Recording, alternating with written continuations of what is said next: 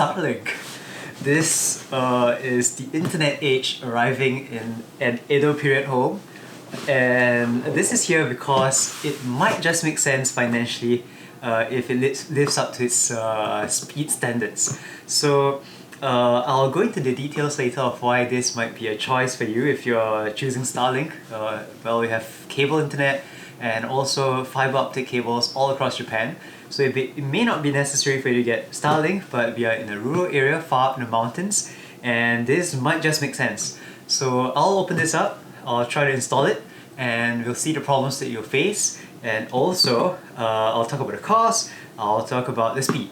So let's open this up.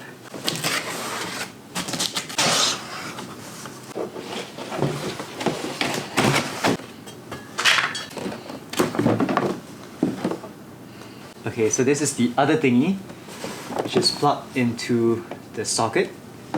So it comes with an American socket, and there's nothing else in this box. That's it.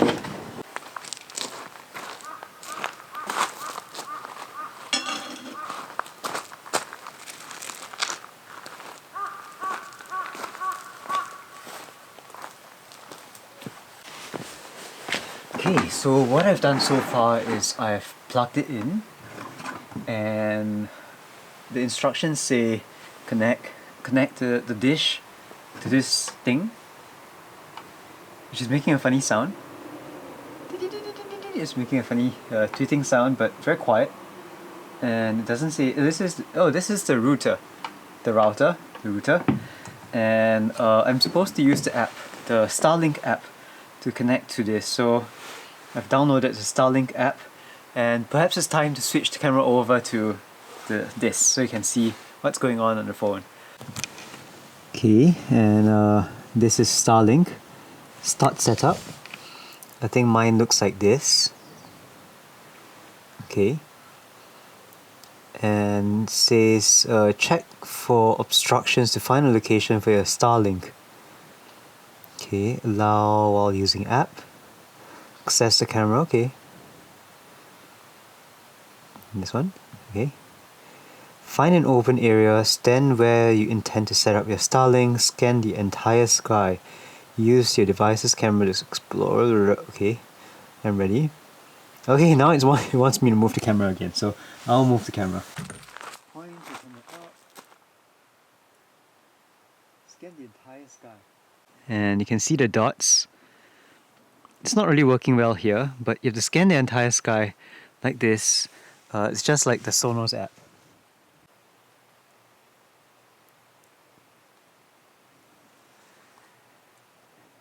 Okay, you may want to find a better spot. Have some trees blocking the view, so some trees here. But, well, let's set it up anyway. And start setup. Find a location. I have a location. Plug in your Starlink, it's plugged in. Okay. Join the network. It may take 30 seconds. Okay. So I have to set it up to join Stinky. It's called Stinky. Okay.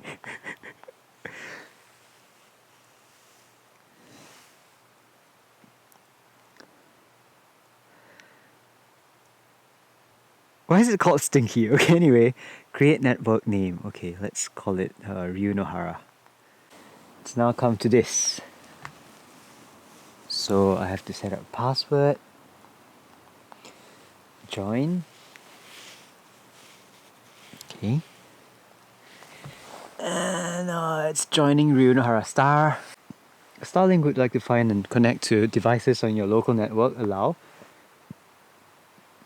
Ensure your Starlink is plugged in. Okay, that's the strange thing. It's plugged in. It's not connecting, so let's reconnect. Okay, so it says it's not plugged in, and there's this little thing below. It goes in quite deep.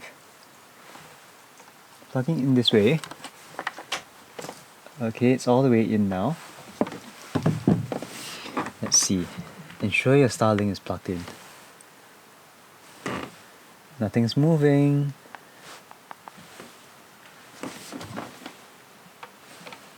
There's a light here. Switched on. Not connecting.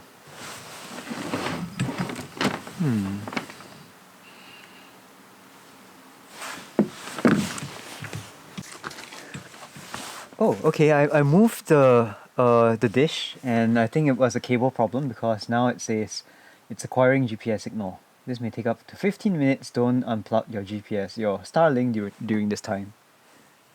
Okay, so it's a cable thing.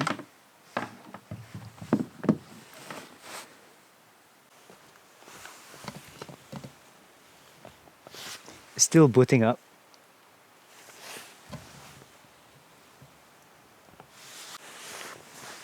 And the next message is setup's complete. You may now use everything. Yes, it's done. Okay, it says online and no signal received. No signal received. Visibility is still collecting data. This takes 12 hours. Range. Walk around your home to measure your Wi-Fi signal.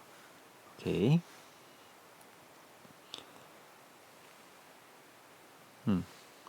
It's green here. Oh, okay, if I point it down, it has like a green thing. So it's green here. Which makes sense because my router is just behind the camera. Okay, but anyway, can I cancel this? Yes. And speed. Speed test. The main thing you're waiting for. Creating upload data.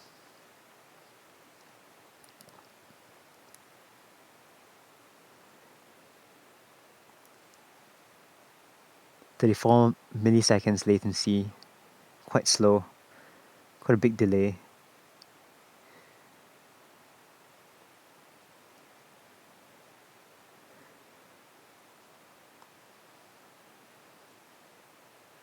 And we're still waiting.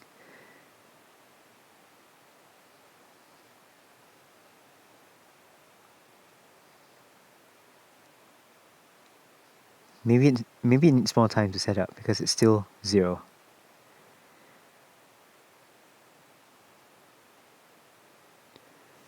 Okay, let's go back.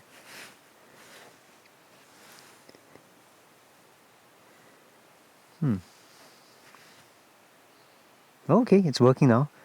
Pretty fast. 224, 230, 230 megabits per second. And that's upload. Oh no, that's download. Upload is 20, 30 megabits per second. That's really quite slow. For reference, my home internet is 200 download and about 200 upload also. Get this here. Okay, and you can see Rayming, who is in Singapore. Say hi. Hi. And you sound Hi. fine. Does everything look fine on your side? Actually, it's Very smooth? pretty good. Yeah, it's quite Moving my hand smooth. around. Pretty good? Yeah, I can see your hand wave around. Okay. The upload speed is pretty fast. 250 something, 200 something megabits per second. But upload is very slow. Upload is like 30. Oh, okay. That's 30 not so good. Mbps. Yeah, Oh, so it looks fine like this. And let me go to Ryunohara's page and stream, let's say, my latest video about it being very cold. And there's an ad which is copyrighted, so I can show you the ad. Hang on. And let me skip the ad. And I get my page. And it's snowing last week. TV says that this is the worst winter in 10 years. And it appears pretty quick, no problem. Okay, this is full awesome. HD. Very good, no problem. Okay, and this is 2 days later. So I've put the Starlink here just to test it out, and it's going into the house.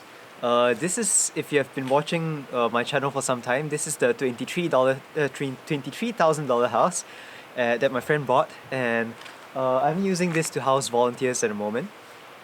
So I thought of installing internet here, and Starlink was one of the options. So I've put it out there as you can see, but it's kind of obstructed by the building itself. So for the last few days I've been looking at the Starlink app, and it's getting interrupted all the time. So internet connection is not really good.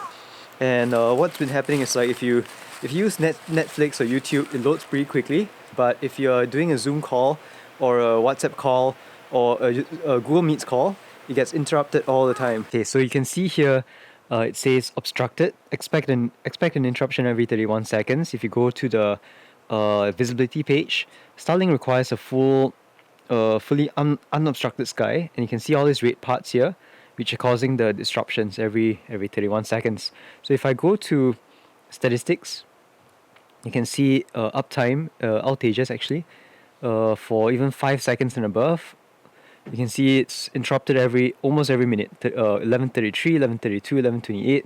So it's been interrupted all the time like this, and that's why it's not good for things like Zoom calls and video calls. It's okay for other users like just browsing pages, but not great. So I'm going to see if this becomes more reliable if I put it on the roof where there are no obstructions. So we're going to mount this by removing the bottom part here. Okay, like this, and maybe just cable tie it there for a while.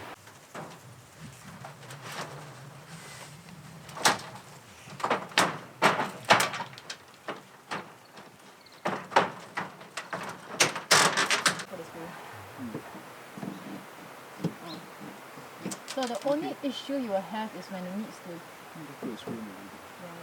The only issue you'll have is if this thing needs to rotate and it hits the tile. This is the maximum can rotate. It might hit the tile. So you need to check now. So this thing doesn't go all the way to the bottom. I can't make it twist though. But it will move on its own, that's the thing. Yeah. Right? And it will sense that it's obstructed, isn't it? Yeah. Okay, so with Mary Ann's help, we have put it on the roof. I have a fear of heights, Mary Ann does not, so thankfully I had help to put it up there where there are going to be no obstructions. The app says that's a decent place to put it says decent. So let's see how that does for latency and also up-down speeds. Also outages. So I'll leave that for one more day to see how everything works and then take it down. Because we're not going to continue with the Starlink contract. I'll talk about why.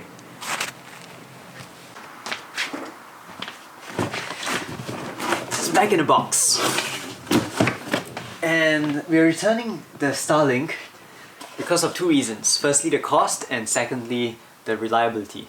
So I wanted to get this because I thought it would be pausable. So you can pause any month you don't want to use the internet for. You only pay for the months you use the internet. And I didn't check carefully enough. It says only for RV plans. So this was a residential plan, and they sent us a residential kit. So if you go online, it will say, you can pause and unpause anytime. And some people say, well, you can cancel it anytime, and because there's no penalty for cancelling, you just sign up the next month. However, I've also read online that if you do that, then they could just deny you a new contract when you want to reconnect. Because there are lots of people who want to try this out, and you may not be on the list when the time comes around. So cancelling it and signing up again with no penalties wasn't an option. I just wanted to have a stable internet.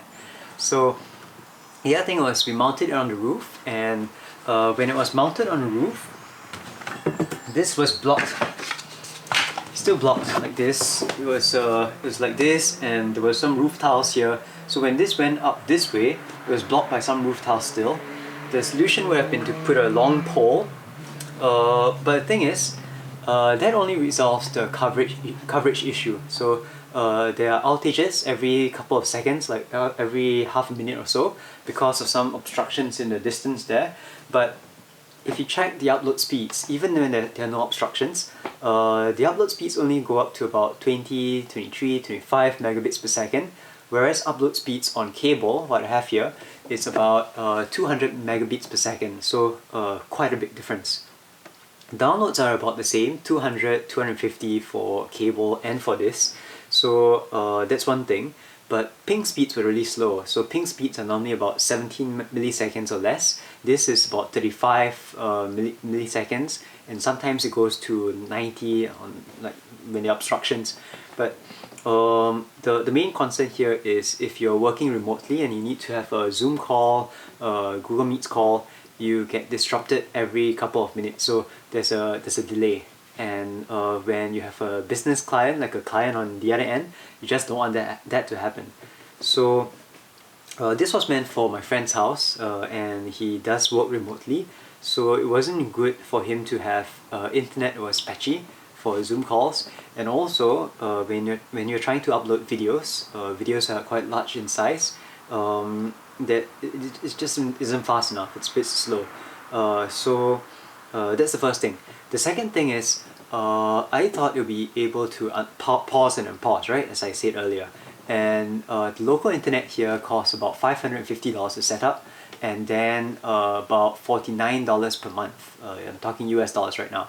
So if you have to pay for the entire year, it's quite expensive, but I thought, well, this was $365 to buy the hardware, and then $65 a month, yeah, $65 I think, $65 a month to use. But if you can pause and unpause, and my friend's only here about a couple months a year, maybe his friends too, so 6 months a year let's say, this would be cheaper in long run. However, because this is a residential plan, I went on the app, it said, oh, please look on the website, and the website says only for RV plans. So this is not an RV plan, this is a residential thingy, so it will not work. And those are the two reasons why we're returning this: the cost firstly, and secondly the lack of reliability. So that means that this goes back into the box, and the thing is, for this you have to go to DHL, and DHL is not everywhere in Japan, especially in the rural areas. This gets handled by a third-party company, not DHL, by the time it gets here. So there are no DHL pickup points in Tanabe City, where I am right now. So this means that this entire box has to be driven 2.5 hours to Wakayama City, the biggest city in Wakayama Prefecture, or Osaka if I wanted to. And I put this down at the DHL pickup point, and this goes back to Starlink, SpaceX. So yeah, I guess that's what has to be done. I hope we don't have to pay for the return fee. There's no indication if we have to pay for that or not. So I'll see what happens online. We should be refunded the $365 that cost us to get the hardware. But we have to pay the $68 or so for the first month's use, because we did use this for a couple of days. So that's it. This has to go. It will return back to SpaceX.